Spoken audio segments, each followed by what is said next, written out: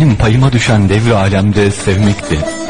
Bazen bir Munzur türküsünde, bazen de gülüşüyle konuşan bir kızın civarına ay düşmüş gözlerinde. Eğilmeden, bükülmeden, içinde el hak, el vedud olan, yolunu ölünesi sevgiyle sevmek içimin sesi, yolunu ölünesi sevgiyle sevmek içimin sesi. Belki adını aşk denen bir düşün, içine Yusuf atılmış bir yerinde, sözlerimin batına bir ayetle irkilmek düşer bize.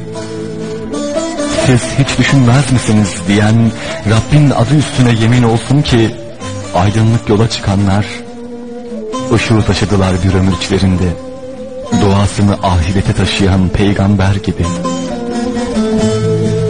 Ki aşk cenneti yüreğinde taşımaktı, gölgesine